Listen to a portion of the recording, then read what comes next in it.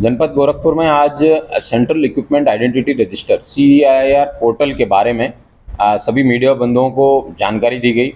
CIR portal एक important सरकार की मुहिम है जिसके माध्यम से जितने भी IMEI नंबर्स हैं उनको सबको एक जगह रजिस्टर किया गया है।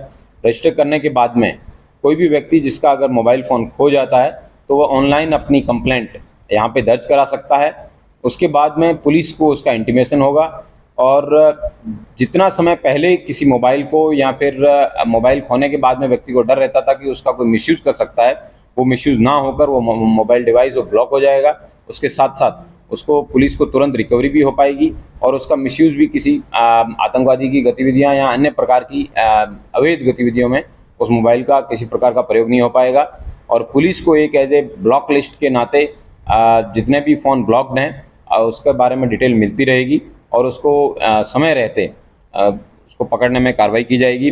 उसके साथ साथ ये भी महत्वपूर्ण है कि एक सेंट्रल डेटाबेस बनने के बाद में जो ICDR है, इंडियन काउंटरफिटेड डिवाइस रिस्ट्रिक्शन जो स्कीम सरकार की मुहिम थी कि देश के अंदर सिर्फ और सिर्फ वही फ़ोन चले जो सरकार के पास यहाँ आयात होने के बाद में रजिस्टर किए गए हैं।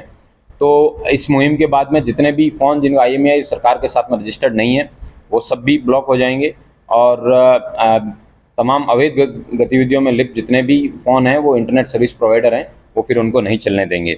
और स्टोलन डिवाइस रिपोर्टिंग सिस्टम है जो कि बहुत अच्छा और बहुत ही सुलभ सिस्टम है।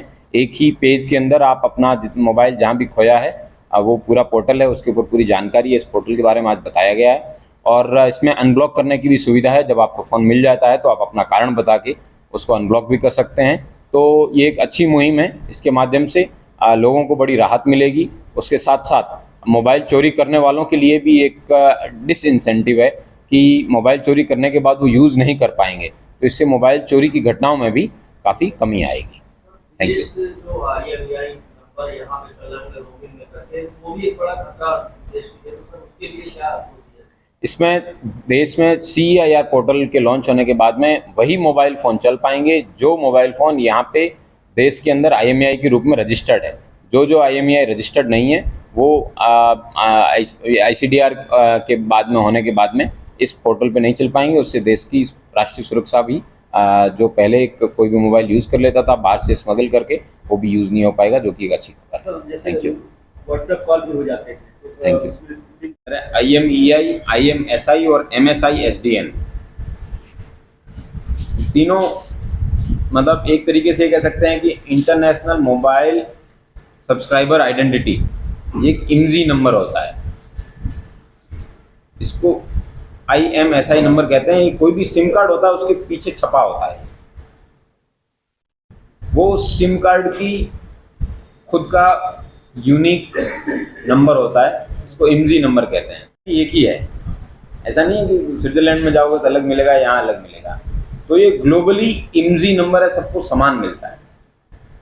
सबका अलग अलग नंबर होगा लेकिन एक ही शेप में एक ही डायरेक्शन उसी में बनता है और उसी IMSI नंबर से ही आइडेंटिफाई होता है। वो जिस भी नेटवर्क पे जाएगा तो उसका पता चल जाएगा कि क्योंकि हमारा सिम वही होता है, पोर्ट करा लेते हैं, आप किसी दूसरे नेटवर्क पे चले जाते हैं, कैसे पॉसिबल है वो? क्योंकि उसका जो मूल है वो वही है।